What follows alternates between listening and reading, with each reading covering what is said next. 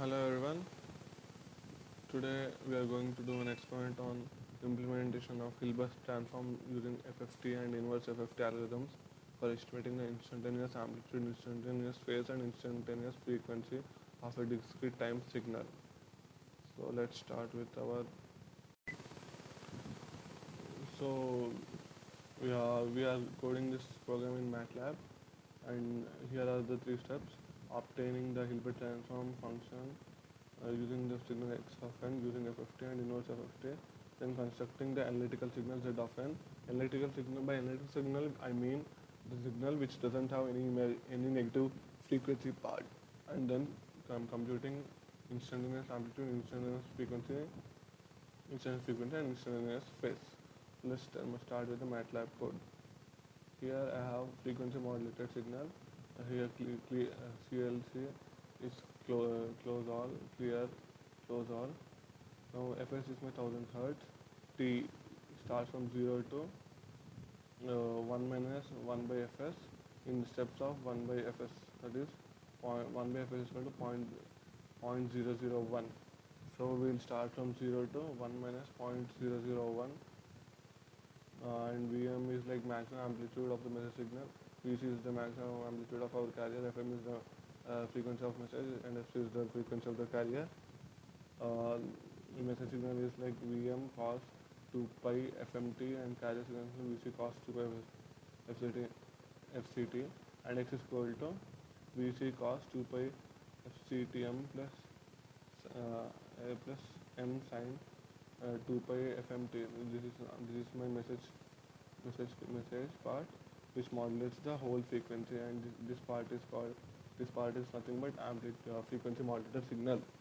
So here capital N is the length of the vector. So let me run the code. Before running the code, let me explain you the function ms of h of t. ms of h of t is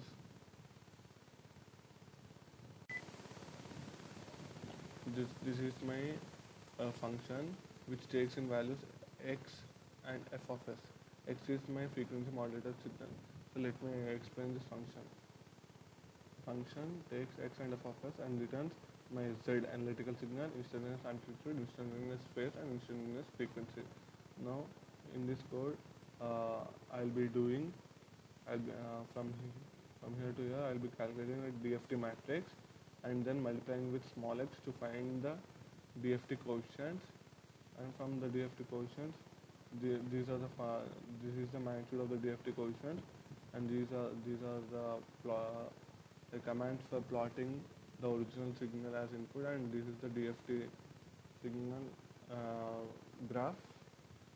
And now the main thing, Hilbert transform, is we are multiplying the first n by 2 terms with minus 1j, and the next n by 2 terms with 1j.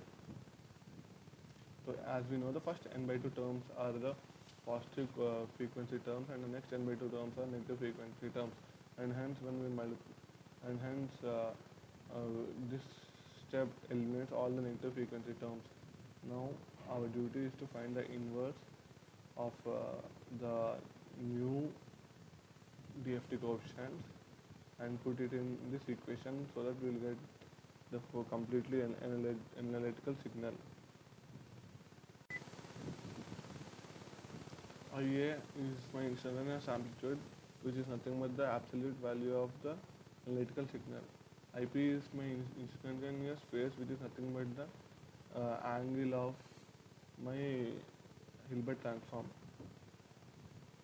and IF is the instantaneous frequency, which can be calculated using this command. Here Fs by 2 pi is the differentiation of the angle IP, which is nothing but IF.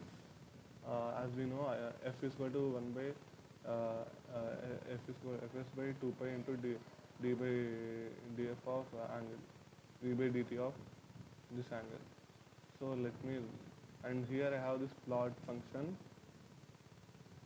Here I have this plot function which which takes inputs T, Z, X, and message signal, and IF and IP, and plots all the required graphs. So let me start with the frequency modulation. I'm running the code.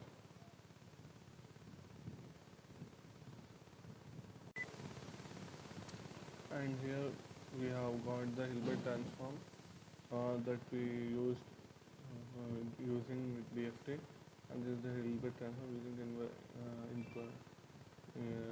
the inbuilt function. Here we have the original message signal, and this is my frequency modulated signal. This is the instantaneous amplitude, this is the instantaneous frequency, this is the instantaneous phase. And finally we have the original input signal and its DFT. Similarly we can perform for AM. So for the AM only the X will change, there is nothing but message into carrier. So let me run the code again.